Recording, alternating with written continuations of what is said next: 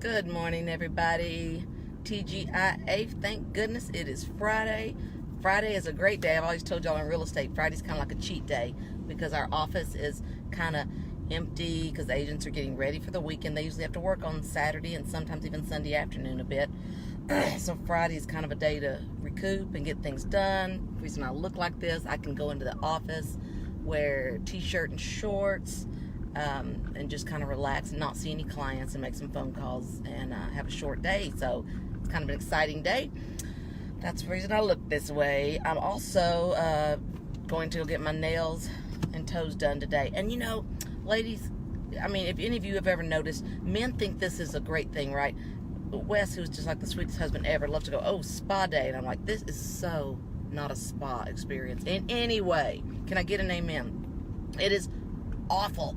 It is sitting still for a good 2 hours. A few moments of the pedicure are nice. The rest of it's all horrible.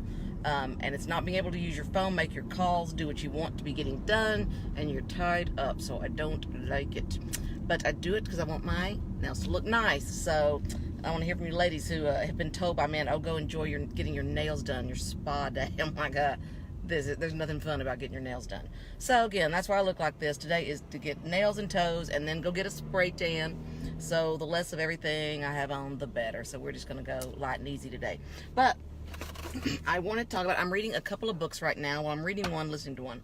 I'm reading this book, Impact, by my good friend Jennifer Richley here in town. This is amazing. If you're looking for some inspiration, this lady really went through it, had a horrible car accident here in Fredericksburg.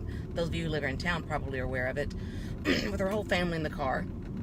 And it's the story of her struggle and her family's struggle to overcome, to find positives, and to look up in all things and stay just focused on healing and nurturing and loving one another. And they did that. And it's an amazing read. So check out, once again, the book. You can order it, is Impact, and it's by Jennifer Carey Richley.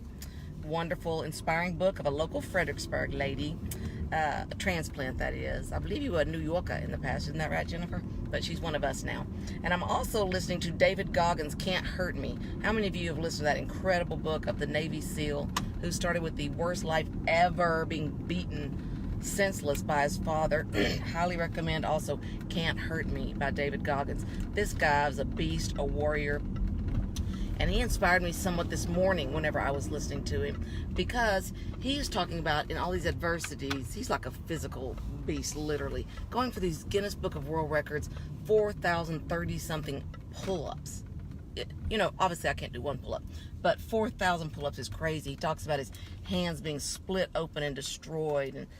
And the thing is, but what I liked is, no matter what's happening to him, he always tries to find something useful, and he doesn't sugarcoat it. He's looking for the nugget of truth in the lie. So yeah, that's my words, not his. I can help you? Yeah, large black coffee, please. Anything else for you?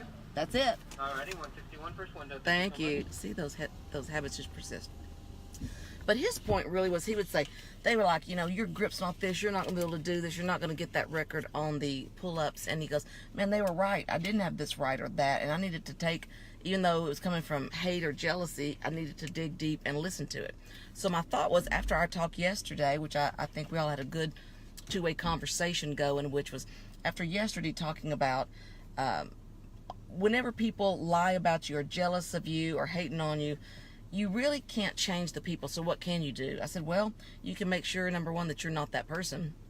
You can stop and think, look, if every word I said today was heard by everyone, could be heard by anyone, and was heard by the people I was talking about, would they have room to say maybe that I was being a hater? Is there anything unfair or that I wouldn't say with them sitting right there in the room that in the room that came from a place of love?